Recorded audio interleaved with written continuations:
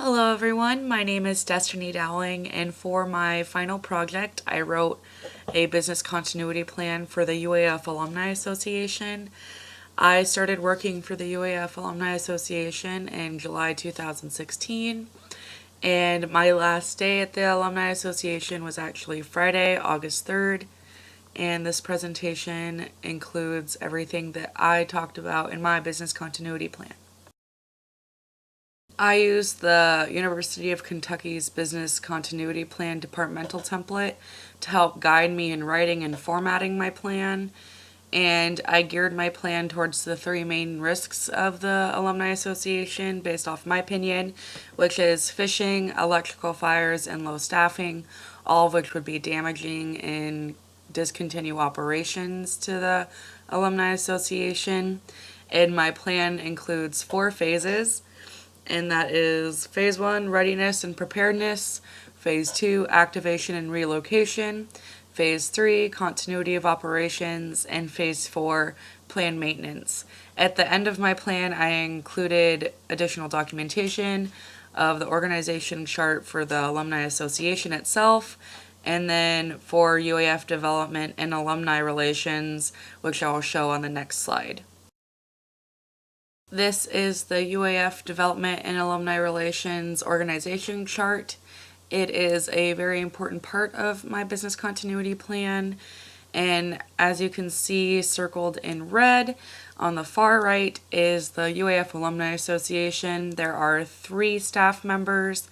We have the Membership and Events Coordinator, the Executive Director, and then the Student Intern, which is the position that I filled. The UAF Alumni Association is a membership and donation-based nonprofit organization.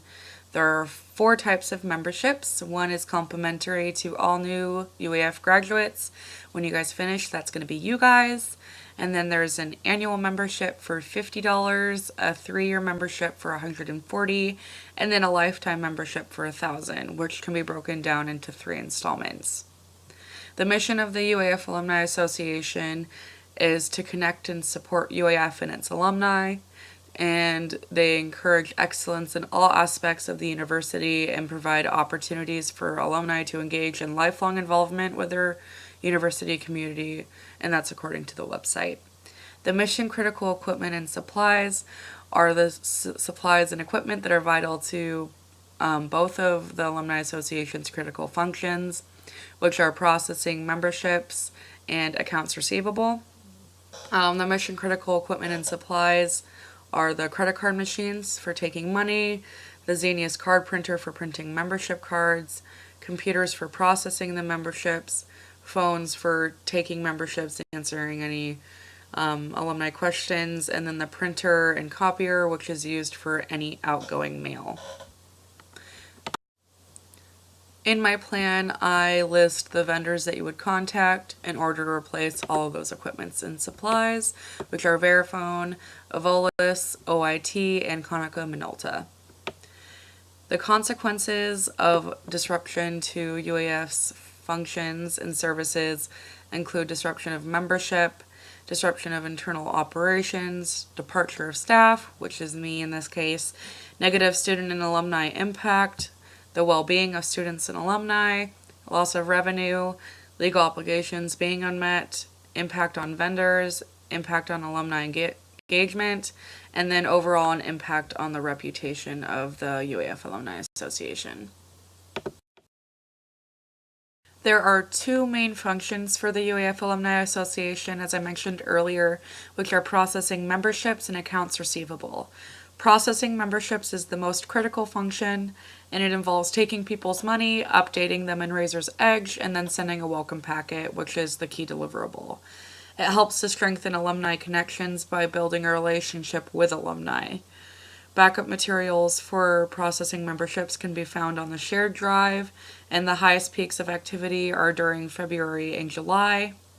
Member information must be updated on Raiser's Edge before the next month, before the lapsed membership list is pulled, because then we send renewals, and we don't want to send renewals to somebody who already paid their dues. It takes 2 months to recover from data loss, and the data is at risk in real time. For accounts receivable, this includes our cash inflow, and it allows the Alumni Association to contribute to student scholarships and alumni activities. The student intern takes over if the membership and event coordinator and the executive director are not available to do so. And the highest peaks of activity include October to January during this period of time called benefactor, where the association receives the most donations. It takes 3 months to recover from data loss for accounts receivable, and the data is at risk from the previous close of business. On my right is the resource requirements for the UAF Alumni Association. There is staff, landlines, Razor's Edge database access, access to UAF data in general, internet access, and networked PCs. The normal requirement is 1 per employee, which is 3 in total, and the impact of these resources being unavailable is high for staff, Razor's Edge database access, internet access, and networked PCs, as they're essential mainly for processing memberships. And there are not a lot of contingency arrangements for these resources, except for the technologically inclined resources such as landlines, access to UAF data, internet access, and networked PCs, in which you can go ahead and call OIT. In a business continuity plan, it's really important to identify the continuity personnel in your plan. For my plan, I identified and listed the Board of Directors President, Peter Van Flein, the UAF Development Office Manager, Genevieve Bright, the UAF Development Chief Operations Officer, Becky Lindsay, the UAF Development Donor Relations Director, Allison Carter, and then the overall Director of Development and Alumni Relations, Emily Dragas. The reason that I listed Emily last, even though she's higher up on the organization chart, is that there isn't a lot that she could do for the operations of the UAF Alumni Association in case of a crisis. And then for the order of succession, this comes for who would be implementing the plan. And for succession for the executive director would be, next in line would be the membership and events coordinator, and then the student intern, and then the UAF development office manager. Phase 2 includes the activation and relocation. Communication with the UAF Alumni Association employees is going to be dictated by the executive director. In the case that the executive director is not available, they should contact the chief operating officer from the UAF development, because she is quick to respond, to rapidly communicate with the entire team.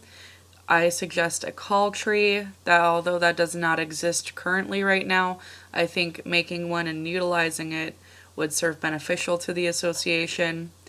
As for communicating with the stakeholders, there are board of directors, key suppliers, the association members and donors, and the students at UAF. I think that all of the stakeholders should be notified over social media, but first the board of directors should be called, and the UAF Alumni Association dues-paying members should be sent letters in order to be up to date with the condition of the UAF Alumni Association.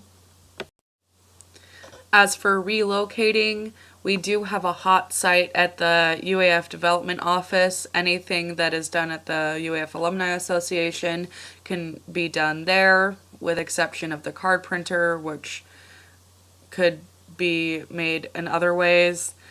I suggest, if the hot site is no longer available, to use a cold site so that we can move all of our needed things to just an empty facility and operate from there.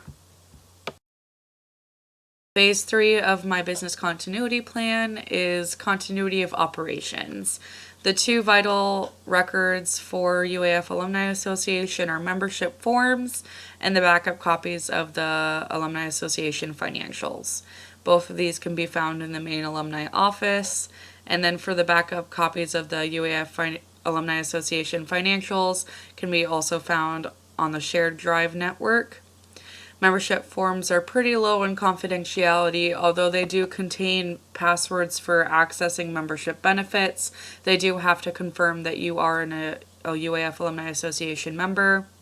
And then for backup copies of the financials, this contains really high levels of confidentiality because it includes ID numbers, credit card numbers, and everything else which is sensitive information.